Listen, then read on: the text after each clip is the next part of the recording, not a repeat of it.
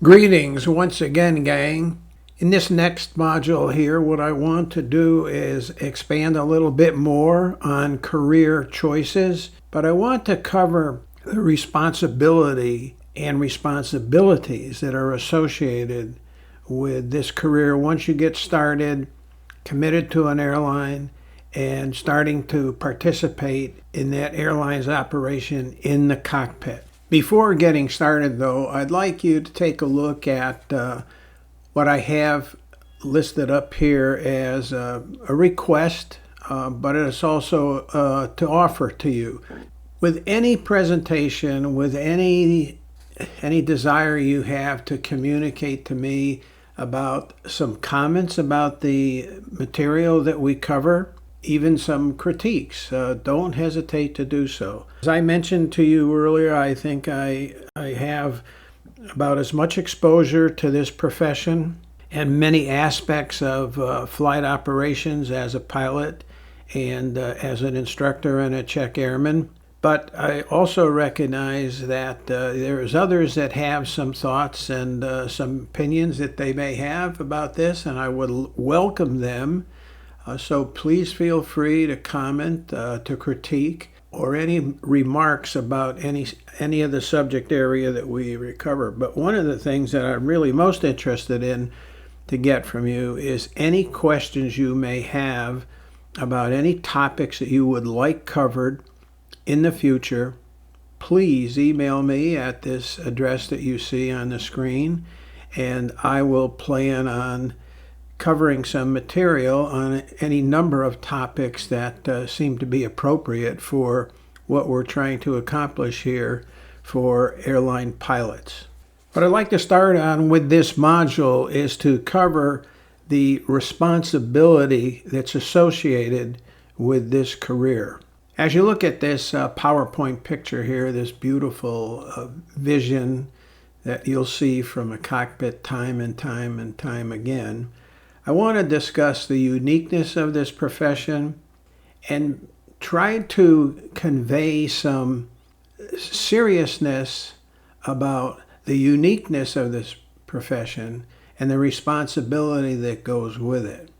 Now, much of what you're going to do as an airline pilot is going to be centered on what you do for training that is on the ground, that some of your planning is certainly, in a briefing room. But the thing that I want to point out here that's associated with this picture is that this is the environment that you are going to be working in.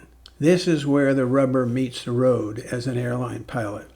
And what I want to do is I want to elevate the awesomeness of this career, but I also want to elevate in your mind and in your spirit the unique environment that you're operating in. It becomes pretty routine to you over time. But the people that are behind your cockpit door, it's not necessarily routine.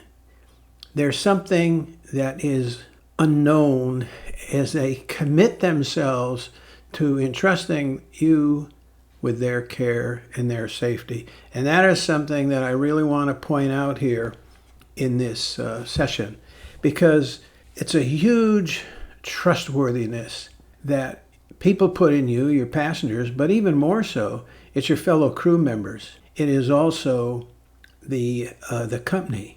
So there's a great deal to think about, as I'll try to cover in a little bit more detail some of this trustworthiness, the liability that is put in your hand, and the accountability that's put in your hands when you start an engine in your aircraft and you enter into the airspace.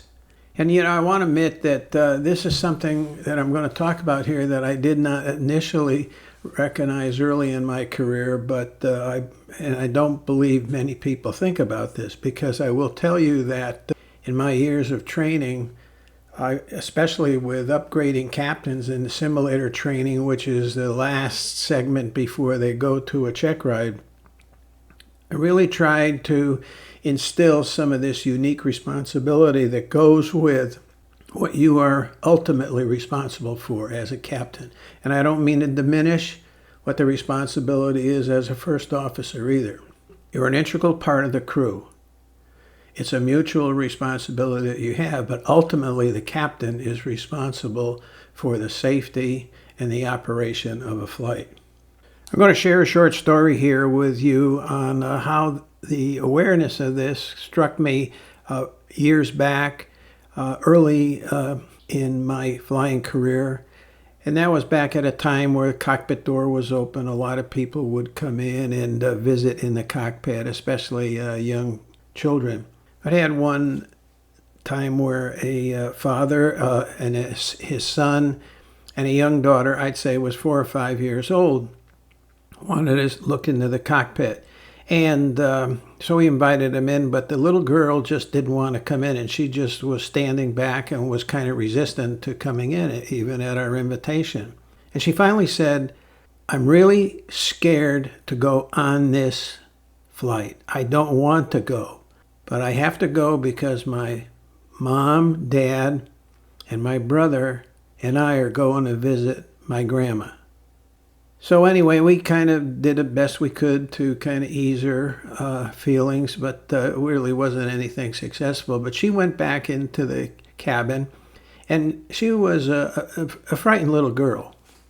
Now, you may not see much of that kind of fear manifest itself these days when people get on airplanes, but it really made me think that those people back in the cabin are totally entrusting themselves to your care, your professionalism, your character, to be able to safely bring them from their point of origin to their destination.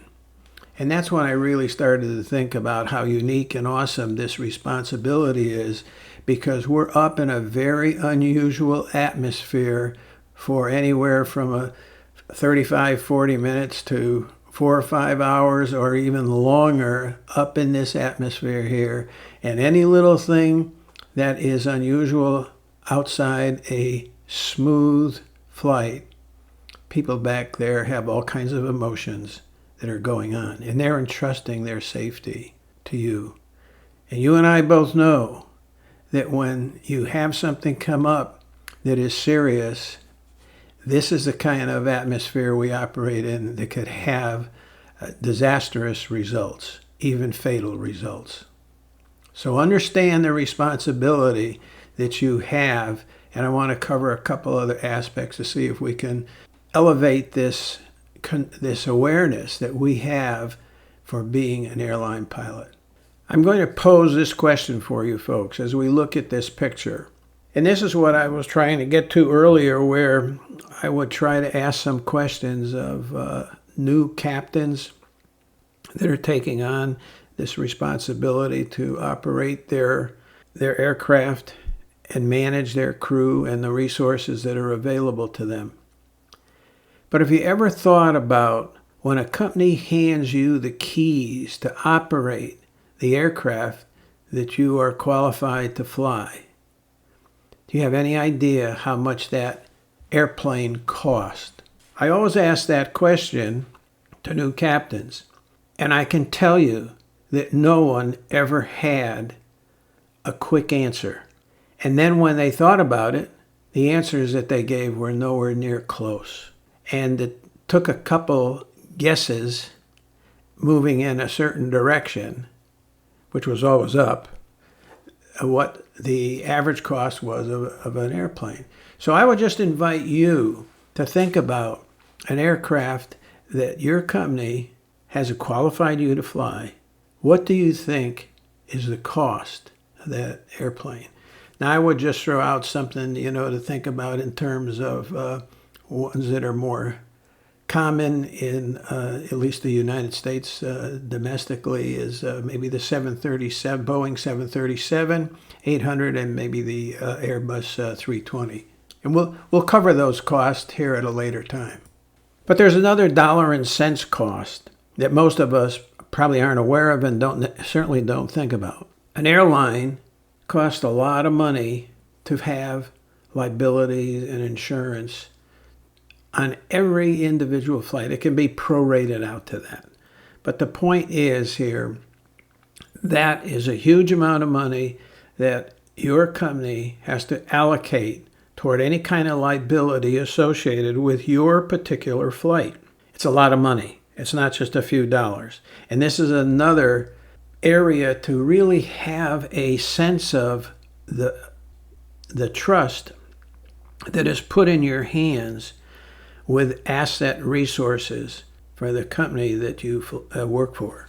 Now, the last area that I want to cover in terms of the tremendous responsibility that most of us don't think about is the passengers that you, in a week, in a month, in a year, and in a lifetime, will carry from one point to another point in your airplane. Those are huge numbers. That's another thing I used to ask my captains that were upgrading. I'd ask them, what their age was. I would use 65, which is a present retirement age, and we looked at that difference. And then I would ask them to project in 1 week or in 1 day. We started with 1 day. In 1 day, if you had a sequence of flying that covered 3 or 4 legs, what would you think would be the average number of passengers that you would carry on any one trip? And then we multiplied that number by the number of trips for what a daily total was. Then we took that daily total and applied it to a week. That week probably being 3 days or 4 days of flying. It could be 2 days of flying. But in the end, you're probably close to 3 or 4 days a week in this profession that you would be flying. Sometimes more. But use 3 or 4 days. Then take that number, multiply it by 4 weeks to give you a monthly total. And then multiply that by 11 for 11 months of the year total.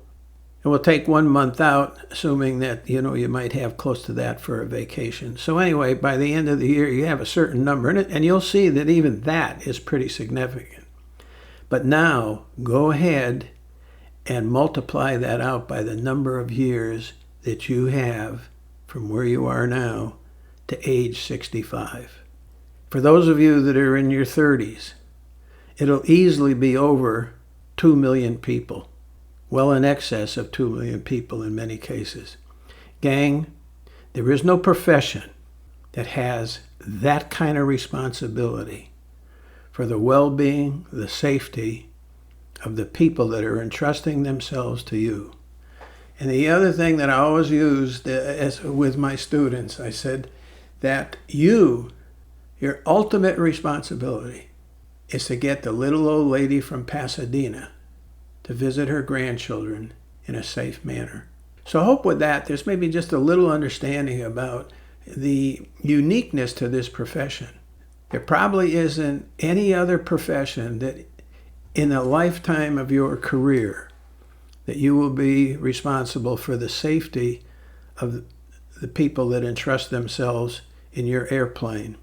Heads of state, like countries, and maybe mayors in big towns and things like that have a responsibility to maybe more people.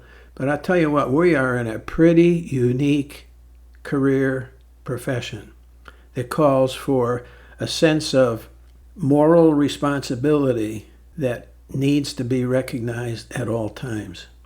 And I'll tell you what, at times it's hard. Because when you consider human factors over a career with health, with personal situations, with a number of other dynamics that go on in a pilot's career, what you have to do is turn a switch off on some things that are distracting to what your responsibility is to safely carry that little old lady from Pasadena to see your grandchild.